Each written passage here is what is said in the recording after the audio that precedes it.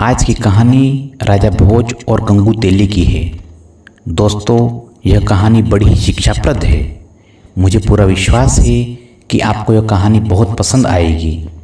दोस्तों, यह कहानी कर्मों के फल पर आधारित है। तो चलिए दोस्तों, कहानी को शुरू करते हैं।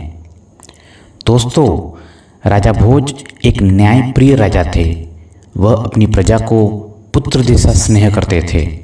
उनके दरबार में अनेक विद्वान लोग रहते थे। राजा बहुत चापलूस और चाटुकार लोगों से हमेशा दूर रहते थे। राजा भोज को उनकी प्रजा देवता के समान पूजती थी और उनका जय जयकार करती थी। राजा अपनी प्रजा के दुख तकलीफ का पता लगाने के लिए रात में भेष बदलकर उनके घरों के आसपास घूमते थे, जिससे वह अपनी प्रजा के सुख दुख का सही तरीके से पता लगा सके। एक दिन रात के समय राजा भोज एक गरीब ब्राह्मण की झोपड़ी के पास से गुजर रहे थे। तभी उनकी नज़र एक गरीब ब्राह्मण और ब्राह्मणी पर पड़ी। ब्राह्मण की झोपड़ी में एक छोटा सा दीपक जल रहा था। वह ब्राह्मण अपनी पत्नी से कह रहा था कि अब मैं बहुत बूढ़ा और कमज़ोर हो गया हूँ। मेरे शरीर में अब इतनी शक्ति नहीं है कि मैं अपने यजमानों के घर पहुंचकर पूजा पाठ करा सकूं, और मेरा कोई पुत्र भी तो नहीं है जो मुझे कमाकर खिला सके। अब तो मेरे पास केवल एक ही रास्ता है कि मैं राजा भोज के दरबार में जाऊं। गरीब ब्राह्मणी ने कहा, ठीक है स्वामी, कहते हैं कि राजा भोज बड़े दयालु है, वह हमारी मदद जरूर करेंगे। दूसरे दिन सुबह होते ही वह ब्राह्मण राजा भोज के दरबार में पहुंच गया। राजा का अभिवादन करते हुए ब्राह्मण कहने लगा, महाराज, मैं 80 साल का बूढ़ा और कमज़ोर व्यक्ति हूँ। ऐसी दशा में मैं खुद कमा नहीं सकता। कहते हैं कि बुढ़ापे का सहारा पुत्र होता है, पर मेरा दुर्भाग्य है कि मेरा कोई पुत्र नहीं है। अब ऐसी स्थिति में राजन, मुझे 2 जून की रोटी मिलना भी मुश्किल है। राजा भोज ने उस ब्राह्मण की गरीबी का पता रात्रि में ही लगा लिया था। इसलिए राजा भोज ने 100 सोने और चांदी के सिक्के उस ब्राह्मण को दे दिए। ब्राह्मण के पास अब इतना धन आ चुका था कि वह सुखपूर्वक अपना जीवन व्यतीत कर सकता था। ब्राह्मण खुशी खुशी घर पहुंचा और वह रुपये एक लकड़ी के संदूक में रख दिए। लेकिन रात में एक विचित्र घटना घटी। सुबह जब ब्राह्मण उठा और उसने संदूक खोली तो सारे रुपये गायब थे। ब्राह्मण सोच में पड़ गया कि उसके घर के दरवाजे तो सुबह तक बंद थे, कोई व्यक्ति घर के अंदर आया भी नहीं, तो रुपये कहाँ चले गए। वह ब्राह्मण व्याकुल होकर सुबह दूसरी बार राजा भोज के दरबार में पहुंच गया और रात का सारा हाल बता दिया। राजा ने उसे दूसरी बार भी 100 सोने के और चांदी के सिक्के दिए। ब्राह्मण फिर से बहुत खुश हुआ। अब ब्राह्मण उन रुपयों से अपना नया मकान बनवा सकता था, किंतु होने को तो कुछ और ही मंजूर था। ब्राह्मण रात्रि को गहरी नींद में सोया था। उसने सपने में देखा कि राजा भोज उससे कह रहे हैं कि ब्राह्मण देवता, राज्य पर बहुत बड़ा संकट आ गया है, इसलिए मैं वह रुपये वापस लेने आया हूँ जो मैंने सुबह तुम्हें दिए थे। ब्राह्मण ने खुशी खुशी वह रुपये राजा को लौटा दिए। जब सुबह हुई तो ब्राह्मण ने देखा आज भी संदूक से वे रुपये गायब हैं।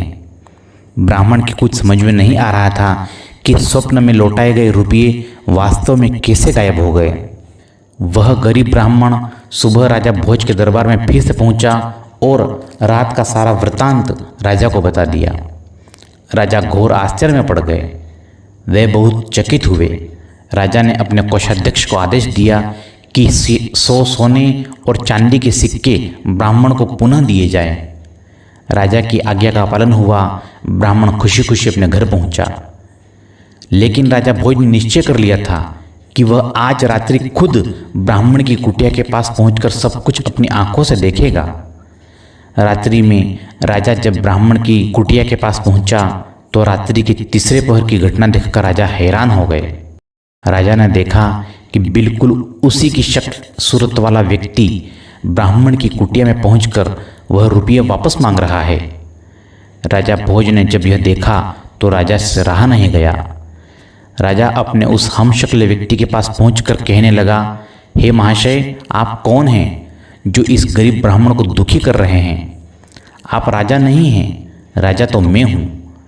आप इस तरह से क्यों इस ब्राह्मण को दुखी कर रहे हैं और मेरा नाम बदनाम कर रहे हैं? राजा के उस हमशक्ल ने राजा से कहा, राजन, आप नहीं जानते हैं कि यह निर्धन ब्राह्मण अपने किए गए कर्मों का फल भोग रहा है। इस ब्राह्मण के रुपये या तो गायब हो जाएंगे या इसका बना बनाया मकान गिर जाएगा। यह इन पैसों का उपयोग नहीं कर पाएगा क्योंकि सुख इसके भाग्य में है ही नहीं। राजन, हर व्यक्ति को उसके किए गए पूर्व कर्मों का फल जरूर मिलता है। इस ब्राह्मण की निर्धनता इसके पूर्व में किए गए कर्मों के कारण ही मिली है।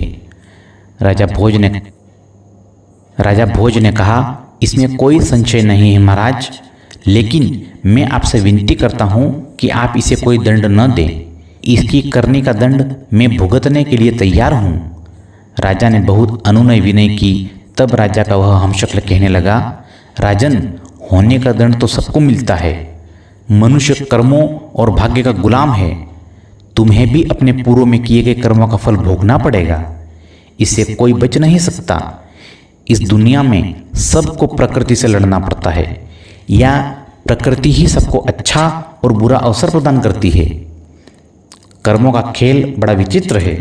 यह कहकर वह राजा का हमशक्ल गायब हो गया। एक दिन राजा अपने सबसे तेज और ताकतवर घोड़े पर सवार होकर जंगल में शिकार खेलने निकल गए। राजा के साथ कुछ सिपाही भी थे। पूरे दिन शिकार की तलाश करते करते वे अपने राज्य की सीमा पर पहुंच गए। राजा के सिपाही बहुत पीछे छूट गए। तभी उस घोड़े ने एक ऊंची पहाड़ी से छलांग लगा दी। राजा भोज घोड़े से गिरकर लहूलुहान हो गए और मूर्छित हो गए। उनका मुकुट भी वहीं पर गिर गया। वे बुरी तरह घायल हो गए। जब राजा भोज को होश आया तो उन्होंने देखा कि वह पड़ोसी राजा के सिपाहियों के कब्जे में थे। सिपाहियों ने पूछा कि तुम कौन हो, यहाँ कैसे आए हो? राजा की जुबान बंद हो गई थी। राजा ने कोई उत्तर नहीं दिया। इस पर सिपाहियों ने राजा को हमलावर शत्रु समझकर मारा, पीटा और घायल करके नगर के बाहर सुनसान जगह पर फेंक दिया था। तभी उसी राज्य का रहने वाला गंगू तेली उधर से गुजर रहा था। उसकी नज़र राजा पर पड़ी। वह घायल राजा को उठाकर अपने घर ले गया, क्योंकि राजा के भाग्य की विडंबना नहीं राजा को गंगू तेली के घर पहुंचा दिया था। गंगू तेली ने राजा की मरहम पट्टी की और राजा को स्वस्थ कर दिया। राजा को जब होश आया तो राजा ने अपने जीवन दाता को देखा, लेकिन राजा तो बेजुबान हो चुका था। गंगू तेली राजा को देखते ही समझ गया था कि यह कोई कुलीन व्यक्ति है जो भाग्य का मारा है, इसलिए इसे शत्रु समझकर पीटा गया है। कुछ दिन बाद ही राजा भोज पूर्ण रूप से स्वस्थ हो गए थे, लेकिन राजा भोज यह जानते थे कि सत्यता जानने पर इस राज्य का राजा उन्हें शत्रु समझकर कैद में डाल देगा। इसलिए राजा भोज चुप रहे। गंगू तेली ने राजा भोज को कोल्हू पेरने का काम दिया। राजा ने उसे सहर्ष स्वीकार कर लिया।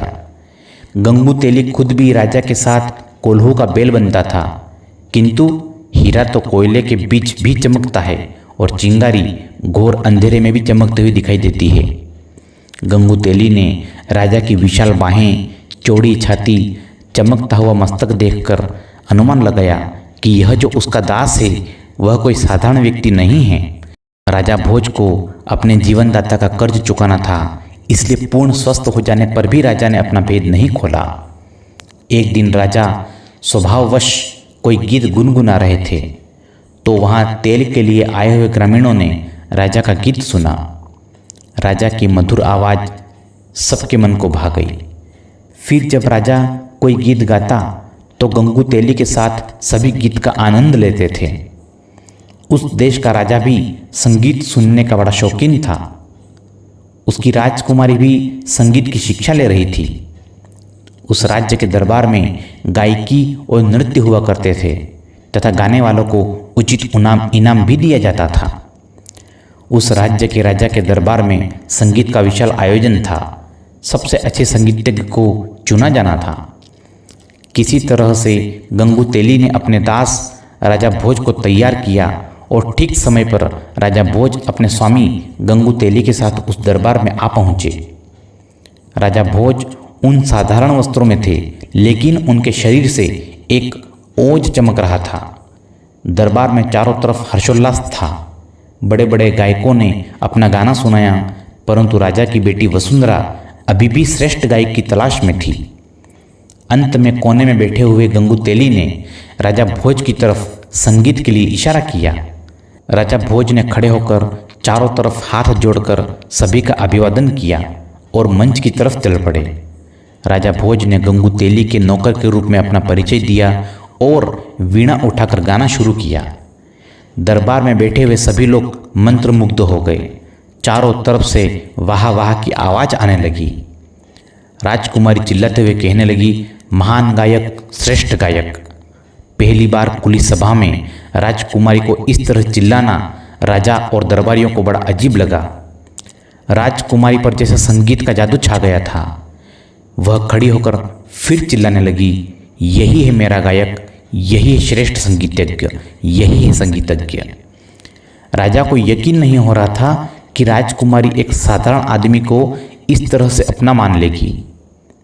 उस सभा में अपना मान लेने और विजयी व्यक्ति का मतलब था राजकुमारी का जीवन साथी।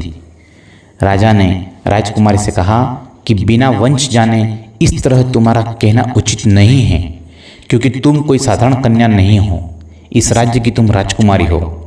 राजकुमारी ने कहा, पिताजी, यह कोई साधारण व्यक्ति नहीं है, यह कुलीन वंश का गुणी राजकुमार है, आप परीक्षा करके देख लें। राजकुमारी वसुंधरा ने पूरे विश्वास के साथ उत्तर दिया, क्योंकि राजकुमारी का मन कहता था कि यह कोई साधारण व्यक्ति नहीं है। राजा सिद्धराज के दरबार में ज्ञानियों की कमी नहीं थी। वहाँ 4 विद्वान धर्मदेव, कर्मदेव, तपदेव और पुण्यदेव बैठे थे। राजा ने दरबारियों को संबोधित करते हुए कहा कि विद्वानों, हम इस युवक का परिचय इसके गुण से ही जानेंगे। हमारे 4 विद्वान ही उस श्रेष्ठ गायक का चुनाव करेंगे जिसे वसुंधरा पसंद कर सकेगी। हम स्वयं इन 4 विद्वानों से उस युवक के बारे में प्रश्न करेंगे। सबसे पहले सिद्धराज ने विद्वान धर्मदेव से प्रश्न किया कि हे धर्मदेव, इस आर्यावर्त में सबसे अधिक धार्मिक युवक राजकुमार कौन है? धर्मदेव ने कहा, महाराज, आप स्वयं बुद्धि के भंडार है, परंतु जहाँ तक मुझे देश प्रदेश का ज्ञान है, धारा नगरी के राजकुमार राजा भोज है। कई बड़े बड़े धार्मिक कार्य किए हैं उन्होंने। सारी प्रजा उन्हें देवता की तरह पूजती है। राजा सिद्धराज ने अगला प्रश्न तपदेव से किया कि आप बताएं, इस धरती पर आप किस युवक को तपस्वी मानते हैं? तपदेव ने कहा, महाराज, राजा भोज ही कई युद्धों में जीवन मृत्यु के बीच पहुंचकर विजय हुए हैं। ऐसे वीर को मृत्यु भी आसानी से नहीं हो सकती। राजा सिद्धराज ने तीसरा प्रश्न कर्मदेव से किया कि आप बताएं, इस धरा पर किस युवक के कर्म अच्छे हैं?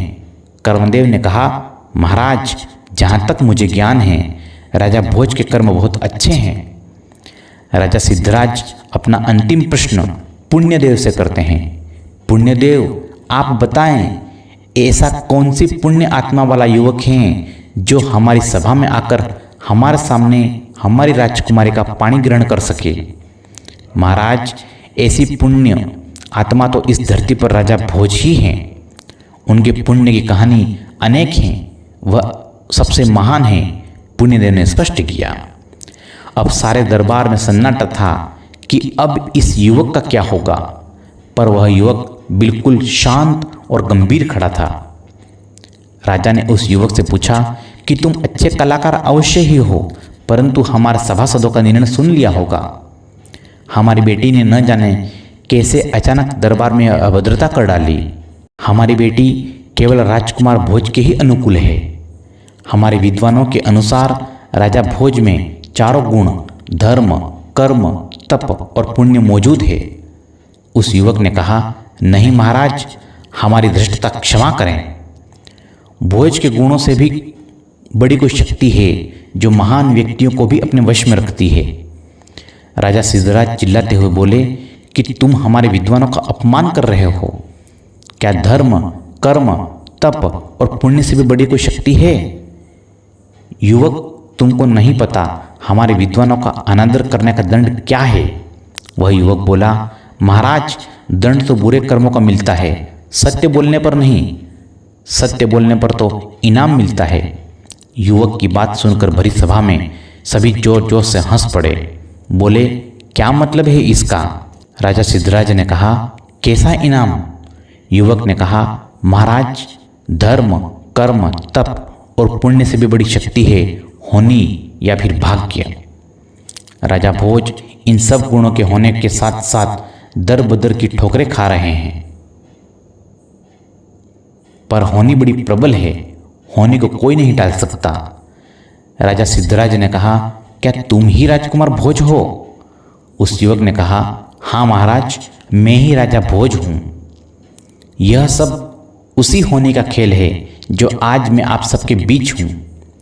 राजा भोज ने ब्राह्मण और शिकार की सारी बात सुना दी। कहा, महाराज, आपके सैनिकों ने तो मुझे मारकर फेंक ही दिया था, पर यह तो भला हो मेरे जीवनदाता गंगू तेली का, जिन्होंने मेरे प्राण बचाए। पर मैंने इन्हें भी अपना परिचय नहीं दिया, इनकी दास्ता को स्वीकार कर लिया। सारी सभा में हर्ष का माहौल हो गया। पूरी सभा में राजा भोज का जय जयकार होने लगा। इसी के साथ राजकुमारी वसुंधरा ने राजा भोज के गले में जयमाला डाली और विवाह कर लिया। राजा भोज का विवाह पूरे विधि विधान के साथ हुआ। दोस्तों, इस समय होनी राजा भोज पर प्रसन्न थी। हर व्यक्ति की जुबान पर बस एक ही बात थी कि कहाँ राजा भोज और कहाँ गंगू तेली।